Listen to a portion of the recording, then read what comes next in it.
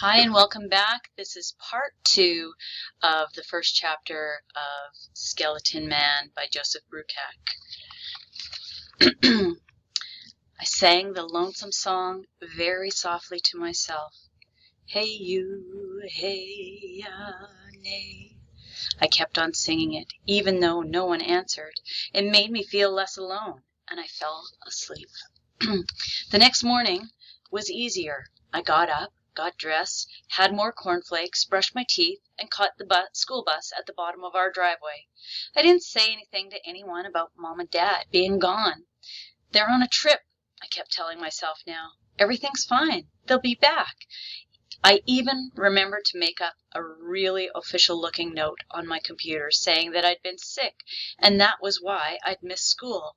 I signed it with my mom's name. But maybe the way I worded it wasn't quite right. I know the woman in the office looked at me strangely when I handed it to her with a big smile. Maybe she was the one who made the call. Or maybe it was Miss Chavez. I smiled and laughed so much in class that day that Miss Chavez looked over at me with one eyebrow raised the way she always does when she thinks something's wrong. But I avoided talking with her. If I talked with her about it, then it would mean something was wrong. I was so sure that everything would work out, I never doubted, not even when the people came to the house the next night and started questioning me, nor when the social services lady and the 2 cops escorted me out. I just kept saying, I have to stay here. They'll be back. I even said that to the news people when they showed up. I don't know who called them. Maybe they just sensed it the way sharks smell blood and come swarming in when something has been wounded.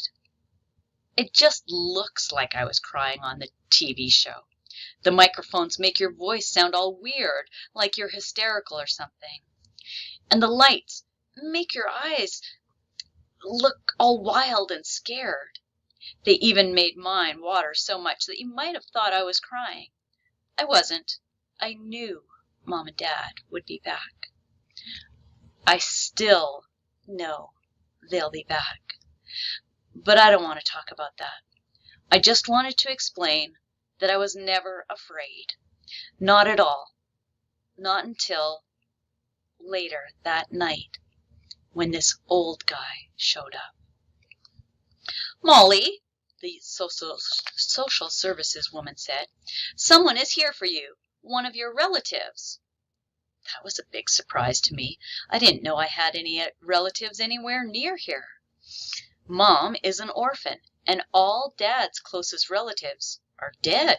It's really a sad story how his brothers died in a car accident and his sister drowned, and then there was this big fire while Dad was away at school, and his parents were in the house.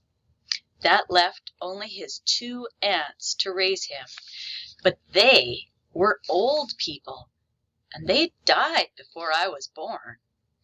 I think that's the reason why we never have gone up to the reservation. There's no one close to Dad there anymore, and that makes him too sad.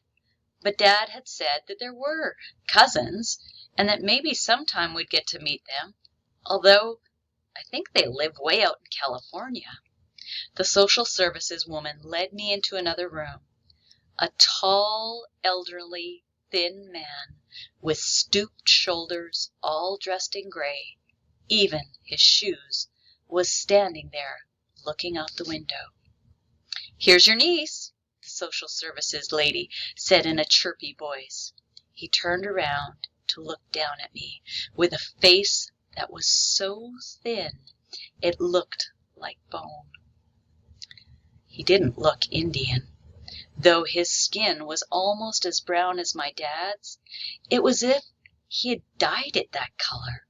His eyes were round and unblinking, like the eyes of an owl. He smiled, and I could see how big his teeth were. I don't know him, I said, taking a step backward. Of course not, chirped the lady. He's been out of the country. She smiled at him, and he nodded back at her. They were 2 adults, and I was just a kid. What could I know about anything?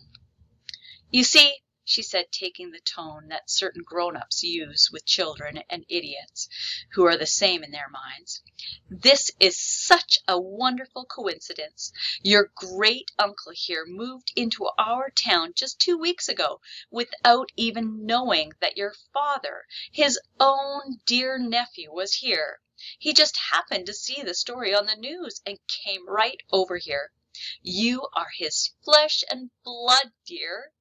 I looked up at him again, and he nodded.